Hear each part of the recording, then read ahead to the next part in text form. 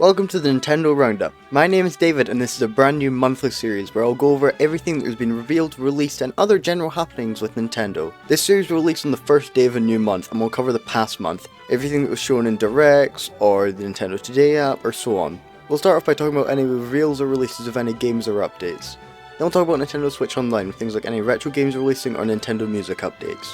Then we'll talk about any other things like movie trailers, merchandise or any collaborations. Remember to subscribe and enjoy the video.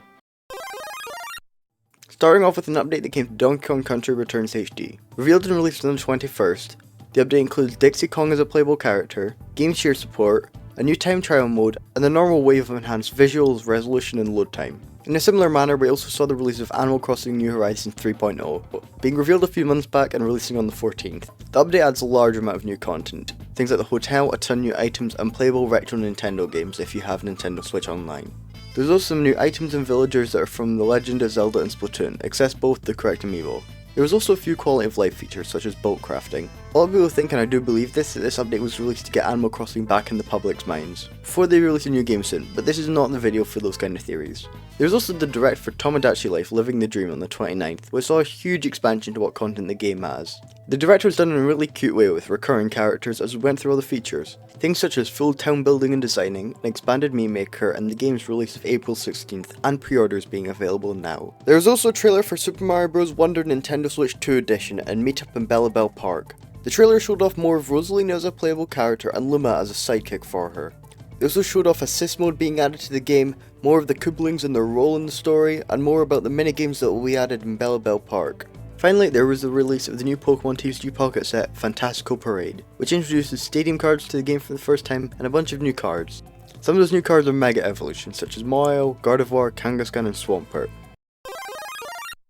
For NSO, we only saw the release of one Switch Online game, that being Fire Emblem Path of Radiance on the GameCube. That wasn't the only thing this month. The monthly NSO games were Game Watch Gallery 3 and Fire Emblem The Sacred Stones. And as for Nintendo Music, there was a lot. We had Fire Emblem Path of Radiance on the 9th, Mario & Luigi Brothership on the 12th, the 19th for The Legend of Zelda Phantom Hourglass, and WarioWare Inc. Mega Micro Games on the 26th. There's never really been a pattern for Nintendo Music, and it feels like the game selection is kind of random, but it was weird and funny to have Mega Micro Games and not Mario Sunshine. There's also the general roundup of new icons and borders on the NSO homepage for the games that are supported for it.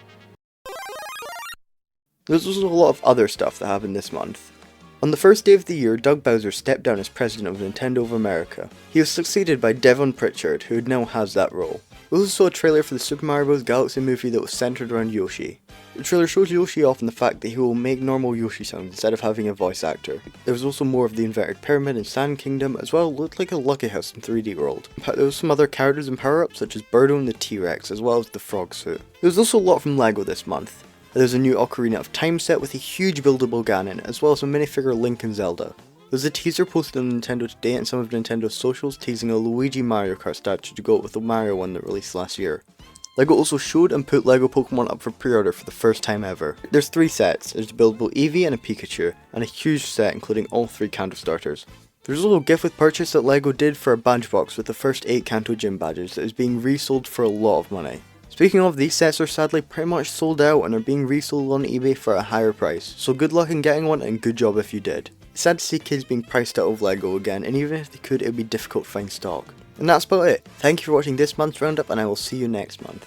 Next month we'll have the Pokemon Presents on Pokemon Day and maybe another direct alongside that. Remember to subscribe. I put on new content all the time about both old and new Nintendo games and characters.